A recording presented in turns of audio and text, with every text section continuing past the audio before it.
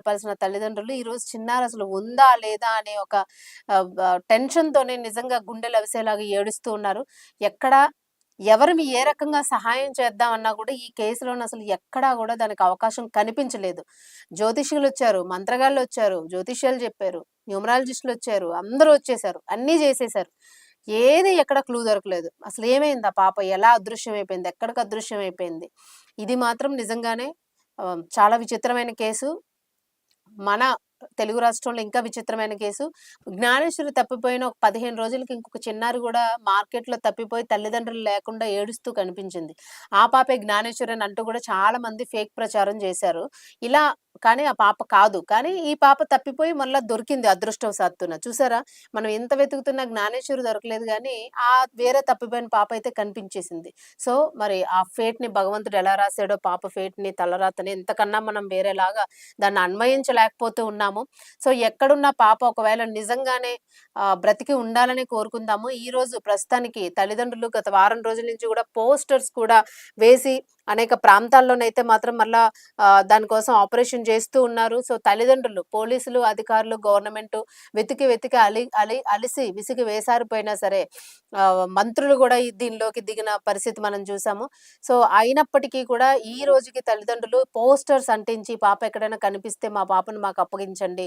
మీకు రూ. 1,00,000 బహుమతి అప్పజెప్తాము. ఒకవేళ మీరే గనక తీసుకువెళ్ళుంటే మీకు శిక్ష పడకుండా మేం మాట్లాడతాము ప్రభుత్వం అధికారులతోని. దయచేసి నా కూతుర్ని మీ కూతురు అనుకోని, మీ ఇంటి ఆడబిడ్డ అనుకోని నన్ను నాకు అప్పజెప్పండి. ఆ పాప లేని బ్రతుకు మాకు లేదు అని రోదిస్తున్న పరిస్థితి అయితే కనిపిస్తుంది. ఈ పాపతో పాటు ఇంకొక చిన్నారుంది. పాపం ఆ పసిపిల్లని పట్టించుకోలేని పరిస్థితులు అక్కడ కనిపిస్తున్నాయి. పాప వేదనలోన ఆ పిల్లని పాపం పట్టించుకోలేకపోతూ ఉన్నారు.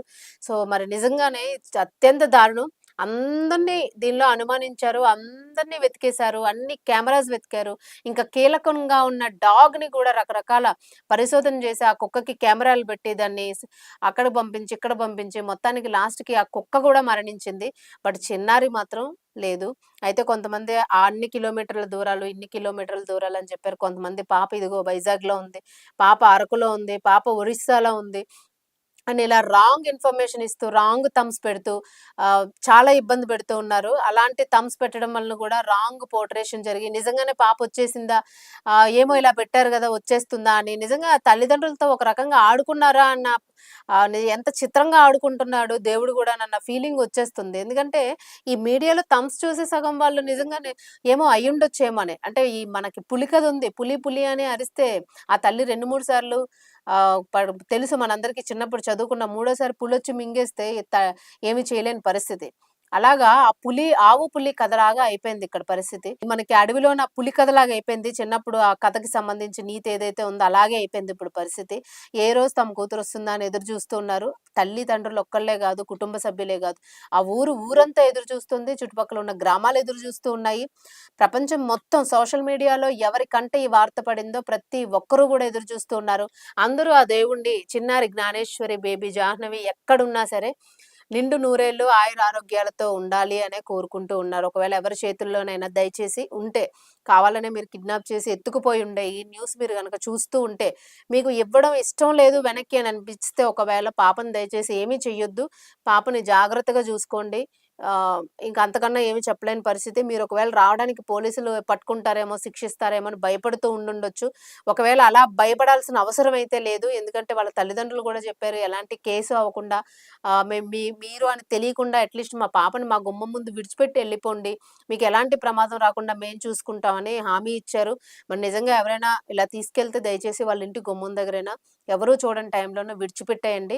ఇప్పుడైతే అక్కడ ఎలాంటి పోలీసు నిఘాలు అవి ప్రస్తుతానికి అంతా చల్లారినియి. విడిచిపెట్టి వెళ్ళిపోండి అని కోరుతూ ఉన్నారు. అవకాశం ఉంటే అది చేస్తే మంచిదే. లేని పక్షంలోను మాత్రం పాపకి ఎలాంటి హాని తలపెట్టకుండా మీరు చక్కగా పెంచుకోగలిగితే ఇంకా మంచిదే. పాపని ఇబ్బంది పెట్టకుండాను. ఇంకెంతకన్నా వాళ్ళేమి కోరుకోలేని పరిస్థితి అయితే ఇక్కడ కనిపిస్తోంది. అందరూ గూడా అదే అంటూ ఉన్నారు. పాప ఎక్కడ బ్రతకాలనుందో, ఎక్కడ ఎదగాలనుందో, అమ్మాయి జీవితం ఎక్కడ రాసిపెట్టుందో అని. అంతేగాని పాప లేదు అని మాత్రం ఎవ్వరికీ ఏ మనసుకి గూడా ఎక్కడ 0.1% గూడా నెగెటివ్‌గా అనిపించడం లేదు. సో, ఇది ప్రస్తుతానికి జ్ఞానేశ్వరి గురించి తెలిసిన అప్డేటు. పాప అయితే ఇప్పటికి గూడా ఇంకా ఇంటికి చేరుకోలేదు. మీకెవరికైనా ఒకవేళ పాప ఇన్ఫర్మేషన్ గనక తెలిస్తే వాళ్ళు పోస్టర్స్ వేశారు. మీకేమైనా పాపలాగా ఎవరైనా కనిపించినా, పాప కనిపించినా వెంటనే నంబర్స్‌కి పోలీస్ టోల్ ఫ్రీ కాకినాడకైనా సరే మీరు గవర్నమెంట్‌కి ఏ గవర్నమెంట్ నంబర్‌కైనా ఫోను చేసి మేము ఇలా పాపను చూసామని రైట్ ఇన్ఫర్మేషన్ ఇవ్వండి. దయచేసి దీన్ని కూడా ఆటల్లా చేసి, ఆకతాయి పనులు చేయకుండా రైట్ ఇన్ఫర్మేషన్ ఇవ్వగలిగితే చాలా సహాయం చేసిన వాళ్ళవుతారు. వాళ్ళే కాదు మీడియా కూడా ఇదే అభ్యర్థిస్తోంది. కాకినాడ జిల్లా తుని మండలంలోని 2026 జూన్ 6వ తేదీన అదృశ్యమైన 2 ఏళ్ల చిన్నారి జాహ్నవి అలియాస్ జ్ఞానేశ్వరి. ఈ పాప ఇప్పటికీ కూడా దొరకని పరిస్థితి. ఇప్పటికి ఆల్రెడీ నెల రోజులు గడిచిపోయింది. ఇలా ఎంతో మంది చిన్నారులు కాకినాడ తుని ప్రాంతంలోన మిస్ అవుతున్నారు అనే వాదనలు చాలా బలంగా వినిపిస్తూ ఉన్నాయి. సో ఎక్కడ మిస్ అవుతున్నారు? ఎందుకు మిస్ అవుతున్నారు? ఎలా మిస్ అవుతున్నారు? మిస్ అయిన వాళ్ళందరూ కూడా ఎక్కడికి వెళ్తూ ఉన్నారు? దీనికి సంబంధించి ఏదైనా ఒక ముఠా ఉందా అనే విషయాన్నయితే ఇప్పటివరకు కూడా పోలీసులు ఆ కోణంలో ఎక్కడా కూడా ఎలాంటి డీటెయిల్స్ కూడా మనకు అందించినట్లయితే కనిపించడం లేదు. ప్రస్తుతానికి ముందు మనం జ్ఞానేశ్వరి కేసు విషయం గనక మనం మాట్లాడుకుంటే కాకినాడ జిల్లా తుని రూరల్ మండలంలోని సిహెచ్ అగ్రవారము దొండవాక పంచాయతీ వస్తోంది. సో దీనికి సంబంధించి సుంకర గణేష్ అలాగే భవానీకి సంబంధించిన 2 ఏళ్ల కుమార్తె జ్ఞానేశ్వరి. సో ఈ పాప 6వ తేదీన మిస్ అవ్వడం జరిగింది. జూన్ 6వ తేదీన. సో ఇప్పటికి మనకి నెల గడిచిపోయింది. ఇప్పటికీ కూడా తల్లిదండ్రులు అనేక రకాల ప్రయత్నాలు మొత్తం తల్లిదండ్రులు ఒక్కరే కాదు అసలు పిల్లలు తప్పారంటే ఫస్ట్ తల్లిదండ్రులు తర్వాత పోలీస్ బృందం ప్రయత్నిస్తుంది. బట్ ఈ కేసు విషయంలో మాత్రము ఇప్పటి వరకు కూడా సీరియస్లీ చెప్పాలనంటే మీడియాలో కూడా ఎన్నో రకాల కేసులు చూసాము. ఎంతో మంది మిస్సింగ్ చూసాము. దొరకకపోతే ఒక 2, 3 రోజులో, 10 రోజులో, వారం రోజుల్లో వెతుకుతారు పోలీసులు. ఆ కేసు మనకి ఇంక అప్డేట్ తెలీదు. సో, దాన్ని క్లోజ్ చేయడమో, లేకపోతే మిస్సింగ్ కేస్ కింద వదిలేయడమో, ఒక సస్పీషియస్‌గా వదిలేయడమో చేస్తూ ఉంటారు. బట్ లిటరల్లీ ఈ కేసు విషయంలోని ఎన్నడూ లేని విధంగాను మరి ఆ పాప జాతకమే అట్లా ఉందనుకోవచ్చా? పాప తలరాత అలా ఉందనొచ్చా?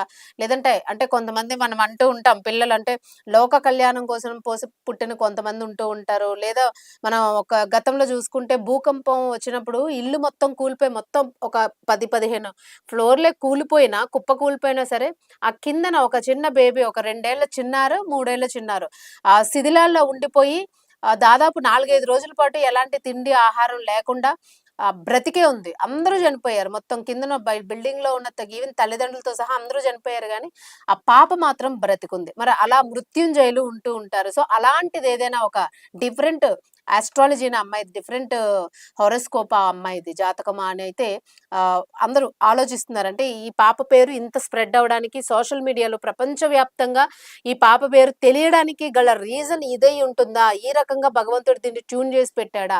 అని కొంతమంది ఆధ్యాత్మికంగా మాట్లాడుతూ ఉన్నారు. సో ఎట్టకేలకు ఎలా మాట్లాడినా కూడా తల్లిదండ్రులు మాత్రం ఈరోజు నిజంగానే వాళ్ళ కడుపు కోతని ఎవ్వరూ తీర్చలేనిది. ఇప్పటికీ ఆ తల్లి రోదిస్తూనే ఉంది. ఏడుస్తూ ఆ అమ్మాయి నిజంగానే కళ్ళల్లో నీళ్లు ఎండిపోయినాయి. కళ్ళు తడారిపోయినాయి అసలు. నీళ్లు కూడా రావట్లేదు ఆవిడకి. ఆ తండ్రి విషయం కూడా అట్లానే ఉంది.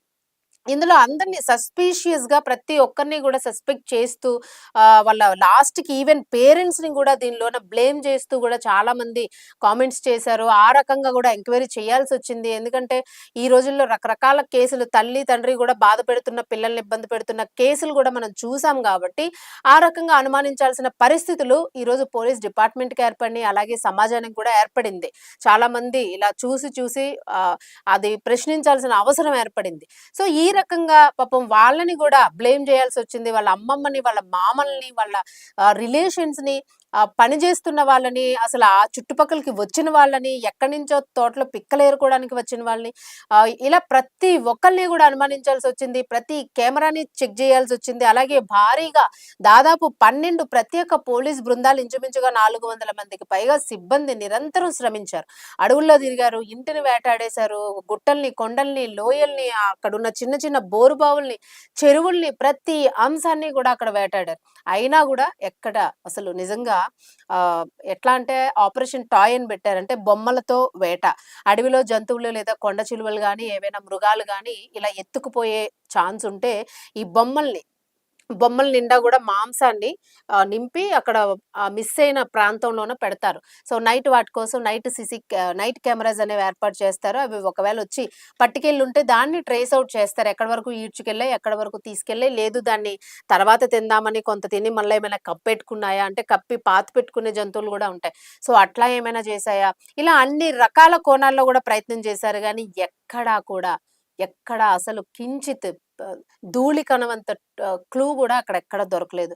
అలాగే టెక్నాలజీని వాడారు. దట్టమైన పొదలు, కొండ ప్రాంతాలు, అలాగే థర్మల్ డ్రోన్ కెమెరాస్‌ని వాడారు. స్నిప్పర్ డాగ్స్‌ని వాడారు. అన్నింటిని వాడారు. అయినా గూడా ఎక్కడా కనిపించలేదు. అలాగే చిట్ట చివరికి ఇంక చేసేది లేక రూ. 1,00,000 బహుమతిని గూడా ప్రకటించారు ఇంచుమించుగాను నగదు బహుమతిని. అయినా గూడా ఎక్కడ దొరకలేదు. మరి కిడ్నాప్ కోణంలో, అలాగే అడవి జంతువుల దాడి, ఫోన్ కాల్స్ డేటా అన్నీ మొత్తం అన్నీ గూడా వెతికేశారు. 10, 20 కిలోమీటర్ల మేర విస్తరించి ఉన్న అటవీ ప్రాంతాన్ని మొత్తం గూడా క్రూర జంతువులు ఏమైనా వాటి బారిన పడిందేమో అని మొత్తాన్ని కొన్ని వందల ఎకరాల్ని వాళ్ళు సెర్చ్ చేయడం జరిగింది. అయినా గూడా పాప ఎక్కడ కనిపించలేదు. ఇదంతా మీకు తెలిసిందే అయినప్పటికీ గూడా మరలా ఒక్కసారి గుర్తు చేసుకోవాల్సిన పరిస్థితి ఇప్పుడు ఏర్పడింది మనకి. ఎందుకంటే పాప మిస్ అయ్యి ఈ రోజుకి నెల రోజులవుతోంది కరెక్ట్‌గాను. జూన్ 6వ తేదీ, జూలై 6లోకొచ్చేసాం మనం. సో, ఈ రోజు ఆ తల్లి విపరీతంగా రోదిస్తుంది. ఒక పెళ్ళైతే మనం నెల రోజుల పండుగ జేస్తాము. పిల్లాడు పుడితే నెల రోజుల పండుగ, 2 నెలల పండుగ, 3 నెలల పండుగ ఇలా అయ్యారని మనం అడుగులేస్తే అరిసెలని అలా మనం చేస్తూ ఉంటాము. సో, అలాగా సంబరంగా జరుపుకోవాల్సిన తల్లిదండ్రులు ఈరోజు రెండో సంవత్సరం నడుస్తోంది ఆ పాపకి. ఆ చిన్నారితోని సంతోషంగా గడపాల్సిన తల్లిదండ్రులు ఈరోజు చిన్నారి అసలు ఉందా? లేదా? అనే ఒక టెన్షన్‌తోనే నిజంగా గుండెలవిసేలాగా ఏడుస్తూ ఉన్నారు. ఎక్కడ ఎవరిని ఏ రకంగా సహాయం చేద్దామన్నా గూడా ఈ కేసులోని అసలు ఎక్కడా గూడా దానికి అవకాశం కనిపించలేదు. జ్యోతిష్యులొచ్చారు, మంత్రగాళ్ళొచ్చారు, జ్యోతిష్యాలు జెప్పారు, న్యూమరాలజిస్టులొచ్చారు, అందరూ వచ్చేసారు. అన్నీ జేసేసారు. ఏది ఎక్కడ క్లూ దొరకలేదు. అసలేమైంది ఆ పాప? ఎలా అదృశ్యమైపోయింది? ఎక్కడికి అదృశ్యమైపోయింది? ఇది మాత్రం నిజంగానే చాలా విచిత్రమైన కేసు. మన తెలుగు రాష్ట్రంలో ఇంకా విచిత్రమైన కేసు. జ్ఞానేశ్వరి తప్పిపోయిన ఒక 15 రోజులకి ఇంకొక చిన్నారి గూడా మార్కెట్‌లో తప్పిపోయి తల్లిదండ్రులు లేకుండా ఏడుస్తూ కనిపించింది. ఆ పాపే జ్ఞానేశ్వరి అని అంటూ గూడా చాలా మంది ఫేక్ ప్రచారం జేశారు. ఇలా కానీ ఆ పాప కాదు. కానీ ఈ పాప తప్పిపోయి మళ్ళా దొరికింది అదృష్టవశాత్తున. చూసారా? మనం ఎంత వెతుకుతున్నా జ్ఞానేశ్వరి దొరకలేదు గానీ, వేరే తప్పిపోయిన పాప అయితే కనిపించేసింది. సో, మరి ఆ ఫేట్‌ని భగవంతుడు ఎలా రాసాడో పాప ఫేట్‌ని, తలరాతని ఇంతకన్నా మనం వేరేలాగా దాన్ని అన్వయించలేకపోతూ ఉన్నాము. సో, ఎక్కడున్న పాప ఒకవేళ నిజంగానే బ్రతికి ఉండాలని కోరుకుందాము. ఈరోజు ప్రస్తుతానికి తల్లిదండ్రులు గత వారం రోజుల నుంచి గూడా పోస్టర్స్ కూడా వేసి అనేక ప్రాంతాల్లోనైతే మాత్రం మళ్ళా దానికోసం ఆపరేషన్ చేస్తూ ఉన్నారు. సో, తల్లిదండ్రులు, పోలీసులు, అధికారులు, గవర్నమెంటు వెతికి వెతికి అలిసి విసిగి వేసారిపోయినా సరే మంత్రులు గూడా దీనిలోకి దిగిన పరిస్థితి మనం చూసాము. సో, అయినప్పటికీ కూడా ఈ రోజుకి తల్లిదండ్రులు పోస్టర్స్ అంటించి పాప ఎక్కడైనా కనిపిస్తే మా పాపను మాకు అప్పగించండి. మీకు రూ. 1,00,000 బహుమతి అప్పజెప్తాము. ఒకవేళ మీరే గనక తీసుకువెళ్ళుంటే మీకు శిక్ష పడకుండా మేం మాట్లాడతాము ప్రభుత్వం అధికారులతోని.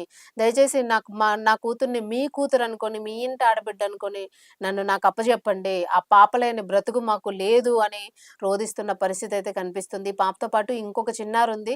పాపం ఆ పసిపిల్లని పట్టించుకోలేని పరిస్థితులు అక్కడ కనిపిస్తున్నాయి. పాప వేదనలోన ఆ పిల్లని పాపం పట్టించుకోలేకపోతూ ఉన్నారు.